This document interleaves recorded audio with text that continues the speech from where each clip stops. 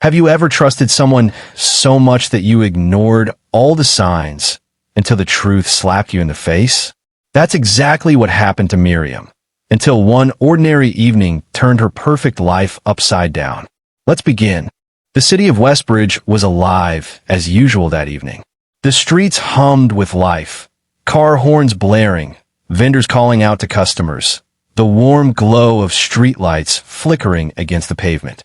Miriam walked through the busy supermarket, moving past neatly stacked shelves filled with everything from fresh vegetables to imported chocolates. She checked her list, crossing off items as she placed them into the cart. Milk, bread, rice, tomatoes. She hesitated at the cereal aisle, debating whether to grab Zara's favorite honey-flavored loops or Kelvin's chocolate squares. Smiling, she took both. She knew the little arguments that would come in the morning if she picked one over the other. As she moved toward the checkout, her phone vibrated in her bag. A message from Daniel flashed on the screen. Working late. Don't wait up. A small sigh escaped her lips. It wasn't the first time. Lately, he had been coming home later and later, brushing off her questions with short answers. Meetings ran late. Traffic was bad. I was with a client. Always something. She had believed him at first. She had no reason not to. After all, wasn't this the same man who once rushed home just to have dinner with her? The cashier rang up her items, snapping her out of her thoughts. She paid, took the bags, and stepped outside into the cool evening air. Then she saw it. Daniel's silver Lexus parked across the street in front of Crown Cafe. Miriam stopped mid-step, her heart skipping a beat. Her fingers instinctively tightened around the plastic bag handles. Crown Cafe. She blinked. Maybe she was mistaken. Maybe it just looked like his car. But deep down, she knew better. That was their place. The place where he had taken her on their third date, where he had asked her to be his wife, where they had once sat for hours talking about their dreams. It was their little escape from the noise of life. But it had been months, maybe even years, since the last time he brought her here. Her feet moved before she could think. She crossed the road, her body tense, a cold shiver running through her. When she reached the cafe, she hesitated for a moment before peeking through the large glass window. And there he was. Daniel sat at a table near the window, his back slightly turned toward the entrance. Across from him sat a woman. Younger. Beautiful. She was laughing, her head tilted slightly, her fingers delicately twirling a strand of her dark hair. Sasha. Miriam's breath caught in her throat. She felt her entire world tilt, like she had stepped off solid ground into nothingness. The way Daniel looked at her, it wasn't polite conversation. It wasn't a business meeting. It was the way a man looks at a woman when he is completely lost in her. A tight pain gripped her chest. It felt wrong, like an intruder had entered her home, stolen something precious, and left everything else looking normal. Except nothing was normal anymore. Daniel leaned forward, resting his elbows on the table, a smile tugging at his lips. Sasha touched his wrist briefly as she whispered something. He didn't pull away. Miriam's hands trembled, her fingers gripping the grocery bag handles until the plastic threatened to snap. A surge of emotions crashed over her all at once. Shock, anger, confusion, disbelief. She wanted to storm inside, wanted to throw the bag at him, demand an explanation, cause a scene. But instead, she just stood there, rooted to the pavement, her heartbeat thundering in her ears. A memory flashed in her mind, a time when she had been the woman sitting across from him, laughing at his jokes, holding his hand. Her breath felt shallow. She stepped back slowly, blending into the moving crowd. Her body moved, but her mind felt frozen. This was real. This was happening. Her world, the life she had carefully built with him, had just cracked at the foundation, and she had no idea what to do next. She turned and walked away, not knowing where she was going.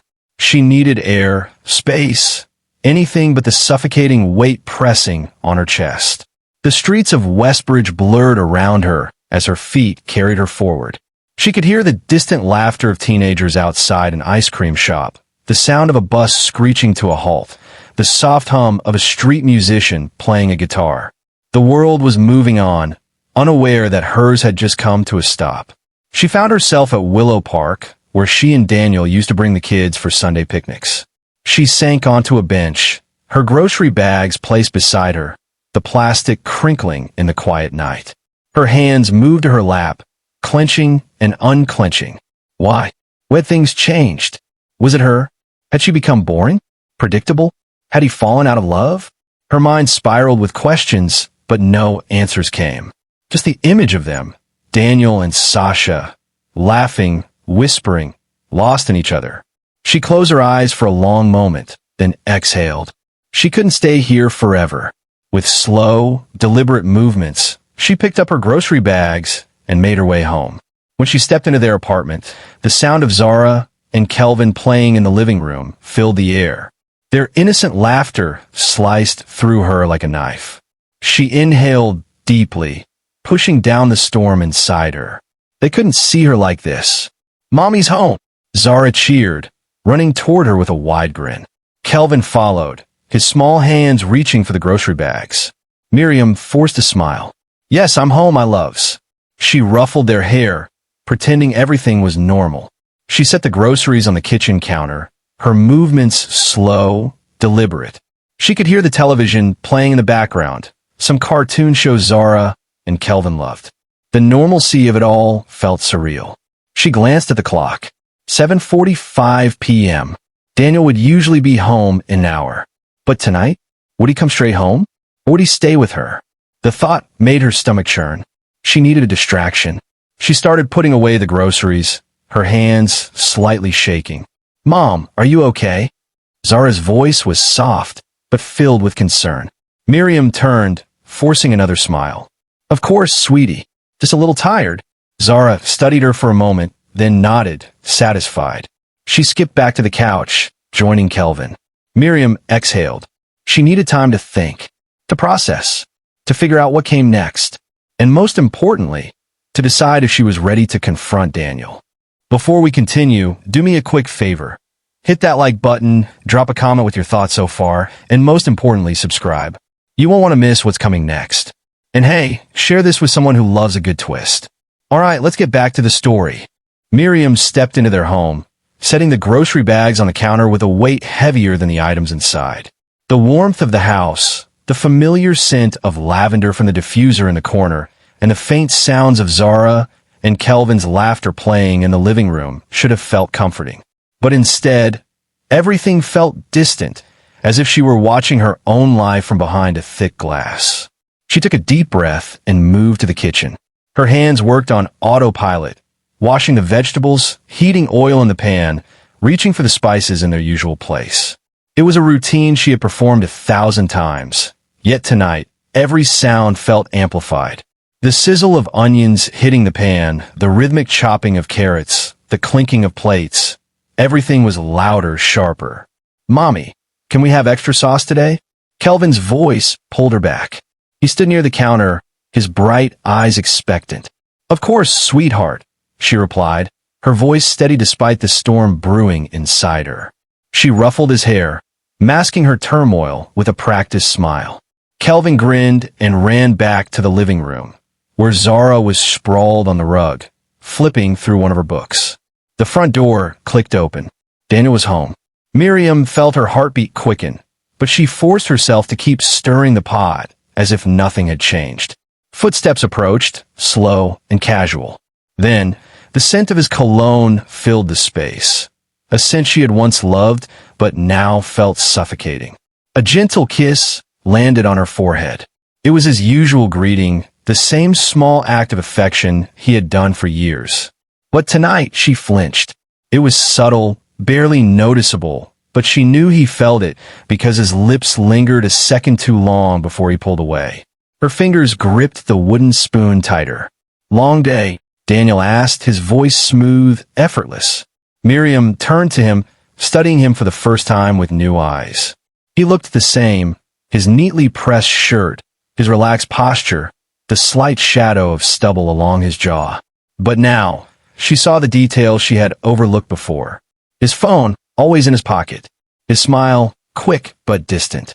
The way he avoided meeting her gaze for more than a second. "Yeah," she finally said, turning back to the stove. "Yours?" Busy as always. The same answer. The same routine. Except tonight, she knew better. Dinner was quiet, too quiet. Normally, Kelvin would chatter about his school adventures. Zara would interrupt with her own stories, and Daniel would chuckle at their playful bickering. But tonight, there was an invisible weight at the table, pressing down on everything. Miriam barely tasted the food as she chewed. She watched Daniel between small glances, looking for something, anything, that would betray his secret. But he was good. Too good. He ate like he always did, nodding occasionally at the kids' stories, smiling at the right moments. If she hadn't seen him at the cafe, she wouldn't have suspected a thing. Halfway through dinner, Zara paused, her fork hovering over her plate. "Mom, are you okay?" Miriam's breath caught. She met her daughter's eyes, full of innocent concern. Daniel's head lifted slightly at the question, but he didn't say anything. Miriam forced a smile. "Of course, sweetie. Just a little tired." Zara studied her for a moment longer before nodding and returning to her food. But Miriam could feel Daniel watching her now. Just for a second. A brief, searching glance before he returned his focus to his plate. Did he know that she knew? After dinner, the routine continued. Daniel sat in the living room, his laptop open, pretending to work. The kids settled in front of the TV, watching their favorite cartoon. Miriam cleared the table, moving slowly, deliberately. Her ears were tuned to every sound, every sigh, every shift in Daniel's posture. His phone vibrated. Miriam froze for a fraction of a second. Daniel picked it up casually, glancing at the screen before flipping it over and setting it back down. Too quick, too smooth. Miriam wiped her hands on a dish towel, her mind racing. Had that been her? Sasha? A sharp pain spread through her chest, but she swallowed it down. She wouldn't break. Not here. Not in front of him. Instead, she walked over to the couch where Zara and Kelvin were curled up with their blankets. She settled between them, wrapping her arms around their small bodies. They both snuggled closer without question, their warmth grounding her. She pressed a kiss to Kelvin's hair, inhaling his familiar baby shampoo scent. For a moment, she closed her eyes, letting herself forget, just for a little while. Letting herself pretend that everything was still the way it used to be. But it wasn't, and it never would be again. That night, when the kids were finally tucked into bed, Miriam climbed under the covers next to Daniel. He lay on his side, scrolling through his phone, his face illuminated by the screen. She stared at the ceiling, her mind a battlefield of emotions. She wanted to turn to him, to ask outright, who is she? Why are you doing this? But the words wouldn't come. Not yet. Not when she didn't even know what she wanted to hear. Instead, she turned her back to him, staring at the darkened wall. Minutes passed. The glow of his phone finally faded as he set it on the nightstand. Then, he turned, draping an arm over her waist, pulling her close. Her body tensed, but she forced herself to relax. She had done this for 12 years. She could do it one more night. But as she lay there in the darkness, her heart heavy and her mind restless, she knew one thing for certain. She could never unsee what she had seen. Miriam wasn't sure when the shift happened, when the man she had built a life with began to feel like a stranger in their own home. But now, she saw it everywhere. It was in the way Daniel lingered in front of the mirror longer than before, adjusting his tie, smoothing out invisible creases on his crisp shirts. It was in the way his cologne had changed, something bolder, unfamiliar. It was in the way he chuckled at his phone, fingers tapping away in conversations he never shared. She had noticed these things before, but life was busy, and she had always found reasons not to dwell. Maybe he was just more conscious of his appearance because of work. Maybe he was texting a colleague. Maybe she was imagining it all. But now she knew better. Now she was paying attention. One evening, as Miriam stood by the bedroom window, folding laundry, she heard the familiar rustle of Daniel getting ready to leave. The click of the belt buckle, the zip of his jacket.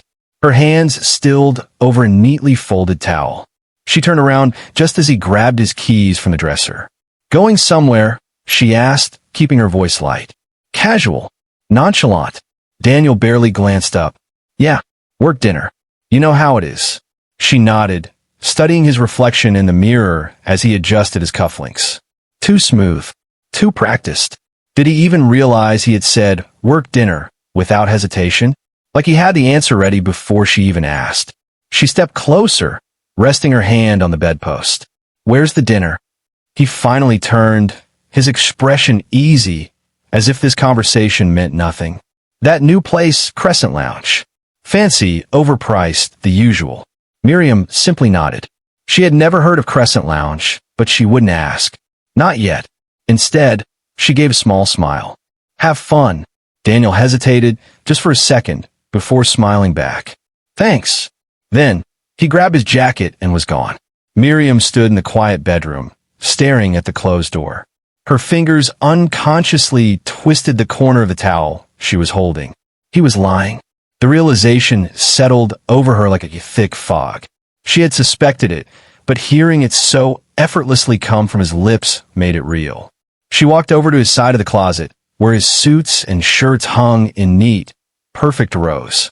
She reached out, running her fingers over the fabric. "When did I start becoming invisible to him?" she whispered. She could remember a time when Daniel would rush home, excited to tell her about his day. When his eyes would light up at the smallest things, her cooking, the way she styled her hair, the stories she told about the kids. When had that stopped? When had she become just another part of the furniture in his life? Later that night, she sat in the living room, mindlessly flipping through a magazine, waiting. At 10:30 p.m., she checked the clock. At 11:15 p.m., she checked her phone. No message.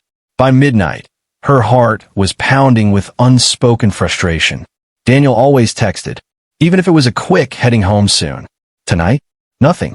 She heard the front door unlock at 12:37 a.m. He walked in quietly, thinking she was asleep. But she wasn't.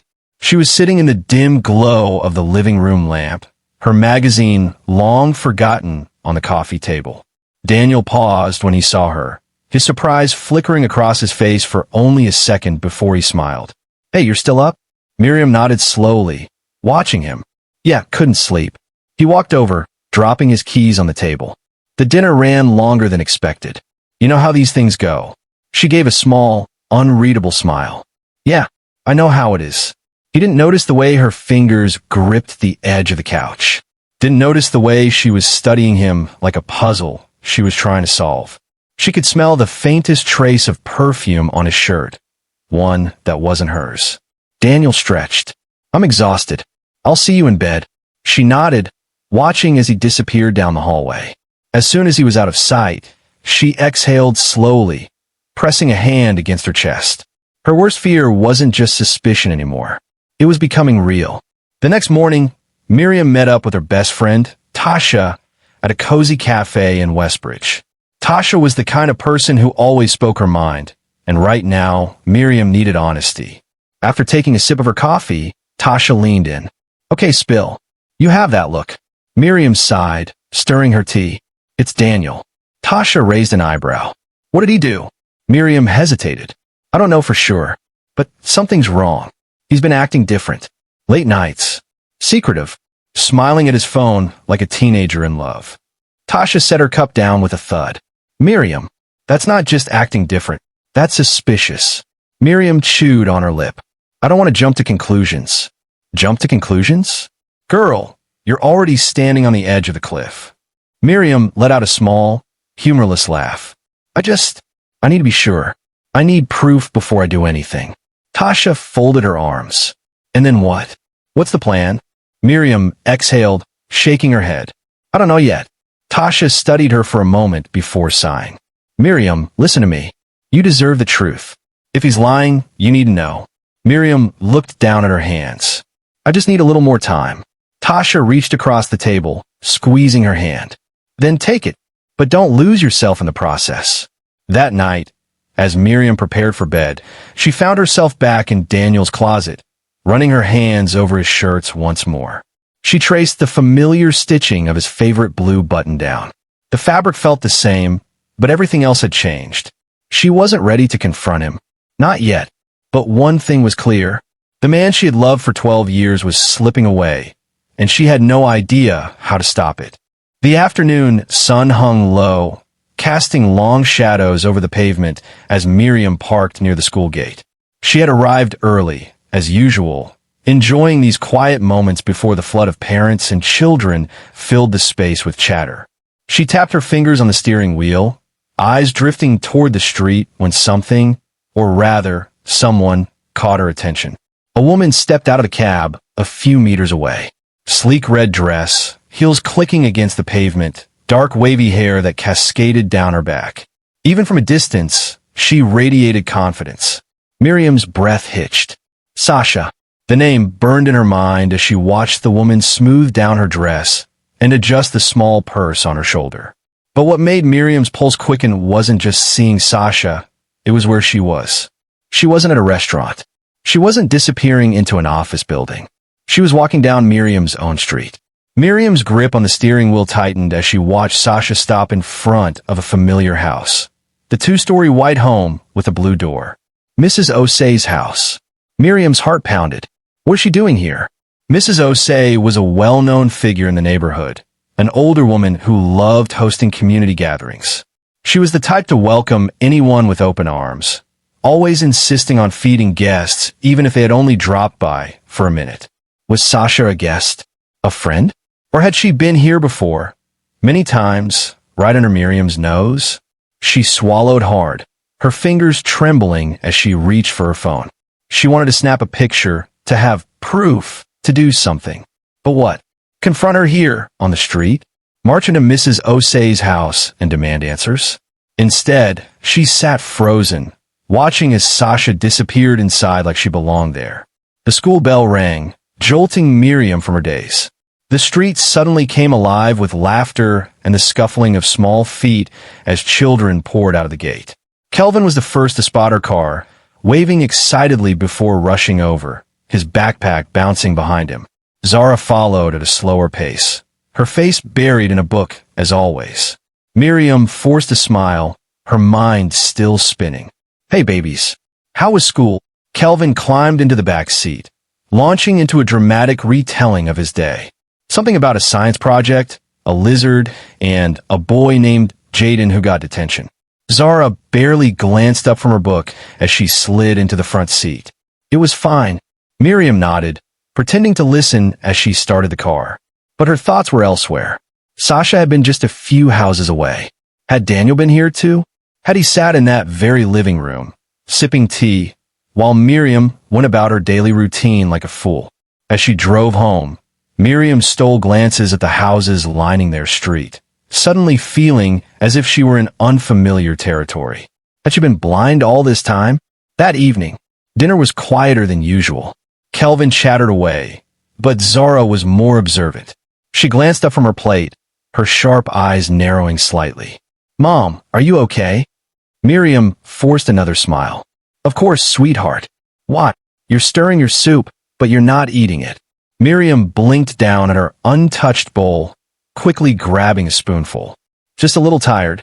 From across the table, Daniel remained oblivious, scrolling through his phone between bites.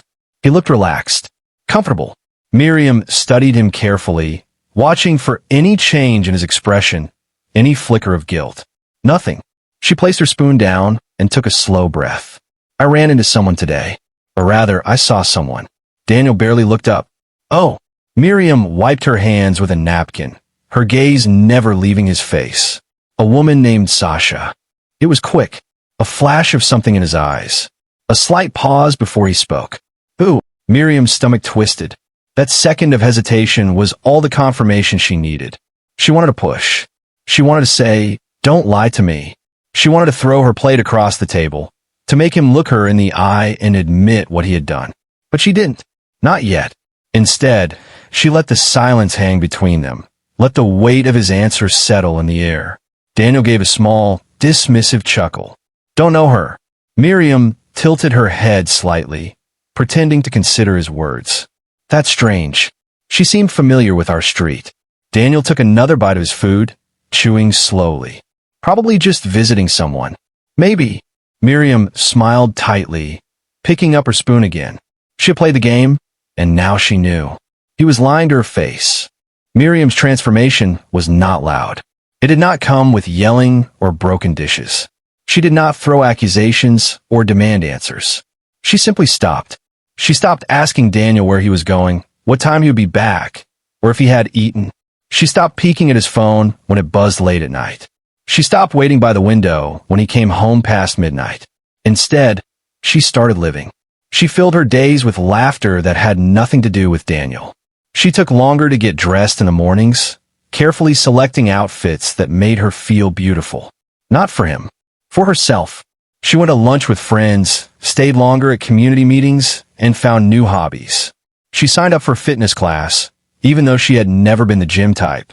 She took Zara and Kelvin for evening strolls, bought them ice cream on random afternoons, and read them bedtime stories with extra enthusiasm. It wasn't about revenge. Not at first. It was about reclaiming the parts of herself she had let fade. But Daniel noticed. At first, he didn't think much of it. He barely glanced up when she stepped out in a new dress, and he didn't comment when she started wearing perfume again. But when he woke up one Saturday morning to find the bed empty and the smell of fresh coffee filling the house, he frowned. Miriam was already dressed, humming softly as she buttered toast. "Going somewhere?" he asked, rubbing his eyes. She turned, her lips curling into a small smile. "Brunch with Tasha and the girls." He blinked, still groggy. "Brunch? Since when did she have brunch plans?" "Oh." He cleared his throat. "What time will you be back?" Miriam shrugged as she sipped her tea. Not sure. For the first time in a long time, she was the one leaving, and he was the one staying behind. That evening, Daniel returned home from work to the sound of Miriam laughing. A warm, genuine laugh, the kind he hadn't heard from her in years. But what made him pause mid-step wasn't just the laughter. It was the fact that she was on the phone. He leaned against the doorframe, watching as she twirled a strand of hair between her fingers. Her voice was soft, amused. "Oh, stop it. You're ridiculous." Daniel's jaw tightened. She turned slightly, catching sight of him. Her expression didn't change. She didn't flinch or scramble to end the call. She simply met his gaze and smiled. "I'll call you later." As she set her phone down, Daniel crossed his arms. "Who was that?" Miriam arched a brow. "Just a friend." His stomach twisted. Since when did she have just a friend? He wanted to ask more, but how could he? He had spent months brushing off her questions, answering vaguely when she asked where he was or who he was with. Now the roles had changed, and he hated it. Days passed, and Daniel found himself noticing things he had taken for granted. Miriam's absence felt louder than her presence ever did. One evening, he arrived home earlier than usual, expecting to find her in the kitchen or watching TV with the kids. Instead, Zara was curled up on the couch, reading, while Kelvin played with his toy cars on the floor. "Where's Mom?" Daniel asked, trying to sound casual. Zara didn't even look up from her book. "She went out." Daniel frowned. "Out? Where?" Kelvin shrugged. "Dunno. She just said she'd be back later." Something in Daniel's chest tightened. She didn't tell him. She always told him. He sat down, restless. He scrolled through his phone. He turned on the TV, but couldn't focus on anything. He checked the time. 8:15 p.m. She never stayed out this late. Minutes dragged. 8:45 p.m. He heard a car pull up outside. A few seconds later, the door opened. Miriam walked in, her heels clicking softly against the floor. She looked radiant, cheeks slightly flushed, eyes bright. She set her purse down and smiled at the kids. "Did you eat?" Zara nodded. "Yep." Daniel stood, clearing his throat. "You were out late." Miriam glanced at the clock. "Was I?" Time flies when you're having fun. He stared at her, searching for something, an explanation, a sign of guilt. But she was calm, completely unbothered. And for the first time in a long time, Daniel was the one waiting for her. The next morning, Daniel found himself lingering at home longer than usual. Instead of rushing out the door for work, he sat at the dining table, watching as Miriam moved around the kitchen, effortlessly preparing breakfast. He cleared his throat. "Do you have plans today?" Miriam turned, a teasing glint in her eye. "Why? Do you suddenly care?" Daniel frowned. "Of course I care." She hummed, placing a plate in front of him. "I'll be busy." He clenched his jaw. "Busy? Just like that? No explanations. No need for his approval." Later that day, he found himself distracted at work. His mind kept drifting back to Miriam, where she was, who she was with, why she had seemed so at peace. His coworkers noticed. "Daniel, you all right? You've been staring at that report for the last 10 minutes. He forced a smile, shaking his head. "Yeah, just distracted." Distracted was an understatement. He'd spent months wrapped up in his own world, certain Miriam would always be there, waiting. But now he wasn't so sure. One evening, Daniel walks into the living room, expecting the usual warmth of home, the smell of dinner, the soft hum of the television, the quiet comfort of knowing Miriam is in the kitchen, moving about like she always does. But today, the house is eerily silent. No plates clinking, no gentle sizzling from the stove. Nothing. His stomach tightens. He drops his keys on the table and looks around. Then he sees her. Miriam is sitting at the dining table, phone in hand, posture too still, too controlled. She isn't scrolling, isn't typing, just holding the phone, her fingers resting lightly on the edges. Her eyes lift slowly to meet his. Something in his chest tightens. "Miriam?" His voice is cautious. "Are you okay?" She tilts her head slightly, studying him. And then, with a voice that is eerily calm, she says the words that will change everything. "I saw you, Daniel. I saw everything." The air in the room shifts. Daniel's shoulders stiffen. His jaw clenches, and for a moment, he doesn't respond. Then, he exhales sharply, dragging a hand down his face. "Miriam, please, it's not what you think." She lets out a laugh. Not a light laugh, not an amused one. A deep, painful laugh. The kind of laugh that isn't laughter at all, but something broken pretending to be whole. She leans back in her chair, crossing her arms, still watching him. "Oh, then tell me, Daniel. Tell me what I think." Daniel hesitates. For months, he's been the one in control, weaving careful excuses, dodging questions, staying just far enough ahead that Miriam wouldn't. Couldn't. Catch him completely. But she has. And now he is standing in front of her. No words left to twist into comfort. He swallows. It wasn't serious. Miriam's gaze sharpens. "Not serious?" she repeats. Her voice is too steady, too controlled. "So what? You just tripped and fell into another woman's arms." Daniel looks away. "I never meant to hurt you." "Of course you didn't." She shakes her head. "Men never mean to hurt their wives, do they? It just happens." Her voice isn't raised. She isn't yelling, throwing things, demanding explanations. And somehow, that makes it worse. He had expected anger. But this quiet disappointment, it burns. For a moment, neither of them speaks. The air between them is thick, heavy. Miriam shifts slightly, setting her phone down on the table with a soft click. "Tell me, Daniel," she says quietly. "When did you decide I wasn't enough?" His breath catches. "That's not what this is about." She raises a brow. "Isn't it?" He takes a step closer. "Miriam, we've been together for 12 years. You and the kids are my whole life." She shakes her head. "Don't say that. It's the truth." No, her voice is sharp now. "The truth is, you sat across from another woman, laughed with her, touched her hand, looked at her the way you used to look at me." Daniel exhales, pinching the bridge of his nose. "It was just, I don't know, Miriam. Things have been different between us." She cuts him off with a soft, bitter chuckle. "Different? Of course, things have been different, Daniel. You've been distant, secretive. I spent months wondering if I was crazy, if I was imagining things." She stands now, pushing the chair back as she moves closer to him. "But I wasn't imagining anything, was I?" Daniel's throat tightens. "Miriam," her voice lowers.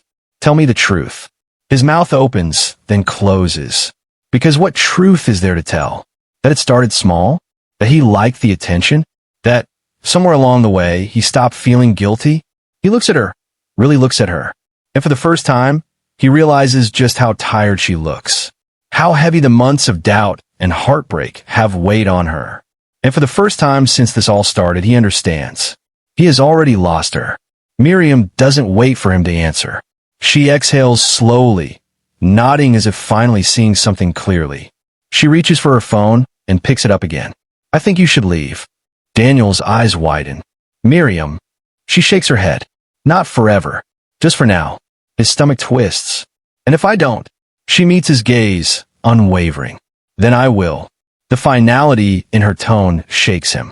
For the past 12 years, she has been his constant. The quiet force that held their home together. The woman who forgave his flaws, who built a life around them. And now, for the first time, she is choosing herself.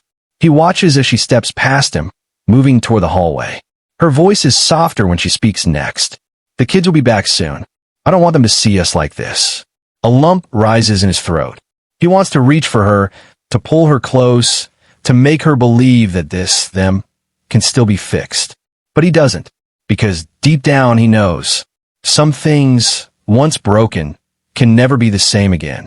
Daniel turns slowly, running a hand through his hair. He walks toward the door, his footsteps heavy, heart heavier. As he reaches for the handle, he glances back. Miriam is still standing there, arms crossed, looking at him with an expression he can't quite name. Not anger, not hatred, just emptiness. And somehow, that is the worst part of all. He steps outside, the cold night air biting against his skin. The door closes softly behind him. And for the first time in his life, Daniel is truly alone. The next morning, Daniel wakes up to an unsettling silence. His body stirs, but something feels off. No smell of frying eggs, no distant giggles of the kids, no familiar hum of Miriam moving around the house. Just emptiness. He rubs his face and sits up. Maybe he overslept. Maybe Miriam took the kids out early. But a gnawing feeling in his gut tells him otherwise. As he steps out of the bedroom, the air in the house feels different, lighter, but not in a good way. His feet pad against the cool floor as he moves toward the kitchen. It's spotless. Too spotless. The dish rack is empty. The counters are clear. Then he sees it. A neatly folded letter on the dining table. His heart pounds as he picks it up, his fingers slightly trembling. The handwriting is unmistakable. Miriam's, steady and sure. You made your choice. Now I'm making mine. His breath catches. He reads it again, as if the words might change. But they don't. A chair scrapes against the floor as he stumbles back, letter still clutched in his hands. His eyes dart around the room, looking for clues, for anything out of place, for something that says this isn't real. Then it hits him. The bags. The kids. He bolts toward the front door, his heart slamming against his ribs. As he swings it open, a rush of cold morning air smacks him in the face. And there she is, Miriam, standing at the edge of the driveway, her back to him. A taxi idles in front of her, its trunk already packed. Zara and Kelvin stand beside her, their small hands gripping hers. Daniel's breath hitches. His feet refuse to move for a second, as if he's been planted into the ground. Miriam. His voice is hoarse, desperate. She doesn't turn. Not right away. For a moment, she remains still, as if bracing herself. Then, slowly, she looks over her shoulder. Her face is calm. Too calm. Where are you going? Daniel asks, stepping forward. She exhales, her grip tightening on the children's hands. Somewhere else. His stomach twists. Miriam, please. We need to talk. We talked, she says simply. For months, Daniel. I talked and you lied. Kelvin shifts uncomfortably, looking up at his mother. Mommy, can we go now? Daniel's heart shatters at the sound of his son's voice. So small, so unaware of the storm raging between his parents. He looks at Zara next. She isn't tugging at Miriam's hand. She isn't looking at him with the bright, curious eyes she always had for her father. Instead, she stares at the ground. Quiet, reserved, changed. Daniel swallows hard. Miriam, don't do this. Let's figure this out. Miriam studies him for a moment, then sighs. Daniel, I spent so long trying to make this home feel warm. Trying to keep this family together. Her voice lowers. But love is not a one-person effort. The taxi driver leans out of the window. Madam, we should go now. Daniel shakes his head, panic seeping into his veins. This is our home, Miriam. A sad smile tugs at her lips. Home is where love lives, and I refuse to live where I am unloved. The words slice through him. He stumbles back slightly, struggling to breathe. Miriam, his voice is barely above a whisper now. Don't go. For the first time, something flickers in her eyes. Pain, regret, but not doubt. She turns to the kids, gently guiding them toward the taxi. Zara climbs in first, then Kelvin. The door clicks shut behind them. Miriam lingers for a moment, standing in the open doorway. Daniel takes another step forward, hope surging in his chest. Maybe she'll change her mind. Maybe she'll stop. But she doesn't. She lifts her gaze to meet his one final time. And then, softly, almost tenderly, she says goodbye, Daniel. She steps inside. The driver shifts gears. The taxi begins to roll forward. Daniel watches, frozen, as the car moves down the street. His heart pounds in his ears, his breath coming in short, broken gasps. She doesn't look back. She doesn't need to, because this time, she is truly leaving. Daniel stands there long after the taxi disappears. The house behind him feels colder, emptier, and for the first time, he realizes something terrifying. He thought he had control. He thought she would always be there, waiting, forgiving. But love, once taken for granted, doesn't always wait. And now, she's gone. Daniel doesn't know how long he stands there, but the sound of a neighbor's car, door slamming, jolts him. He blinks, his hands still shaking. His chest is tight, and the morning air suddenly feels suffocating. His feet drag him back inside, but it feels like stepping into a ghost town. The living room is too quiet, too still. The absence of his family presses against him like a crushing weight. He moves toward the couch and sinks onto it, his hands running over his face. The letter is still clutched in his fingers. He rereads it, hoping to find hidden words between the lines. Something, anything, that tells him she'll come back. But there's nothing. His eyes wander around the house. The small signs of their life together have vanished. Her favorite scarf isn't draped over the armchair. Zara's schoolbooks aren't piled on the dining table. Kelvin's tiny shoes aren't by the door. The silence is unbearable. Daniel presses his palms against his temples. This isn't happening, he mutters to himself. She's just angry. She just needs time. But deep down he knows. Miriam isn't the kind of woman who makes empty threats. She gave him time. She gave him chances. And he wasted them. He leans back, staring at the ceiling, a lump forming in his throat. Memories rush in. Miriam laughing in the kitchen as she tried to bake with the kids. Her sleepy smile when he kissed her forehead in the mornings, the way she used to light up when he walked through the door. When did it all slip away? When did he stop being the man she once trusted with her heart? A sharp knock on the door startles him. He hesitates before getting up, his chest tightening as he swings it open. It's his neighbor, Mrs. Osei. She looks at him with a knowing expression, arms folded over her chest. She's really gone? She asks quietly. Daniel swallows, his voice failing him. He simply nods. Mrs. Osei exhales, shaking her head. You know, she came to me a few days ago. She wasn't crying. She wasn't angry. Just tired. Daniel's stomach twists. Mrs. Osei studies him for a moment before saying, I hope you realize what you lost. She walks away, leaving him standing there in the doorway, the weight of her words sinking in. Daniel lets out a shaky breath, stepping back inside. He looks around the house again, but it no longer feels like home. Because home was never the house. It was her. It was them. And now, they're gone. Moral lesson. Neglect and betrayal don't happen overnight. They're built, brick by brick, in silence. And when a woman decides she's had enough, she won't argue. She will simply leave. If you found this story engaging, don't just watch, be part of the journey. Hit the like button to show your support, drop a comment to share your thoughts, and most importantly, subscribe so you never miss another powerful story. And if you know someone who would enjoy this, share it with them, your friends, colleagues, and family.